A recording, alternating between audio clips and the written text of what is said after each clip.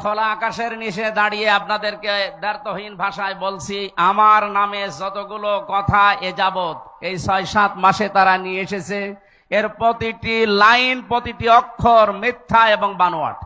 ৩টা বছর জালেমরা আমাকে জেলখানার অন্ধ প্রকোষ্ঠে, আয়না ঘর এবং ফাঁসির কন্ডেম সেলে খেয়ে না খেয়ে যে কষ্টের ভেতরে তারা রেখেছিল, প্রায় ৭০০ পৃষ্ঠা আমার নামে তারা অভিযোগ দায়ের করেছিল সরকার আদালতের কাছে।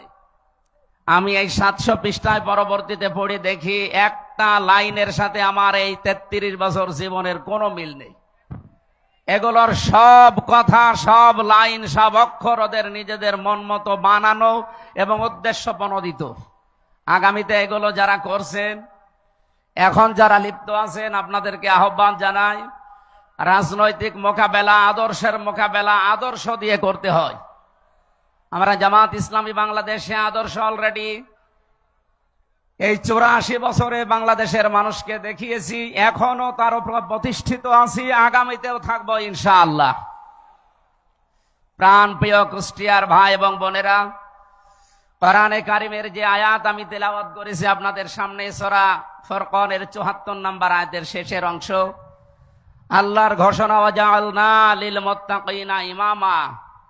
আমরা সবাই মিলে নামাজে বা মোনাজাতে একথা আল্লাহকে বলি, রব্বুল আলামিন তুমি আমাদেরকে মুত্তাকিদের নেতা নিযুক্ত করো বা বানিয়ে দাও।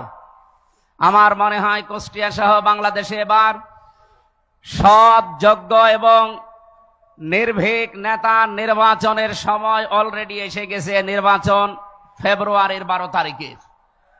এবার যদি এই সিদ্ধান্ত নিতে আমরা ভুল করে ফেলি, আমার মনে হয় ১৭ বছর না ৩৪ বছরও আমাদের ভাগ্যের চাকা আর খুলবে না। এজন্য উদারত আহ্বান জানাচ্ছি, আগামীতে উন্নয়নের স্বার্থে দেশ, জাতি এবং ইসলামকে এই দেশে প্রতিষ্ঠা করার জন্যে সৎ, নির্ভীক এবং যোগ্য নেতৃত্ব বেছে নেওয়ার আহ্বান জানিয়ে আমার সংক্ষিপ্ত কথা যেগুলো বলেছি এগুলোর উপরে কাজ করার তৌফিক কামনা করে আমরা শেষ করছি। আমাদের আমিরে জামাত অলরেডি নেমে পড়েছে, 5 মিনিট হয়ে গেছে। উনি এখন শুধু পুলিশ লাইন থেকে পর্যন্ত আসতে 4-5 মিনিটই লাগবে, উনি অলরেডি চলে এসেছে। আল্লাহ আমাদেরকে কবুল করুন, আজকের এই অনুষ্ঠান আল্লাহ যেন মঞ্জুর করেন, আমিন।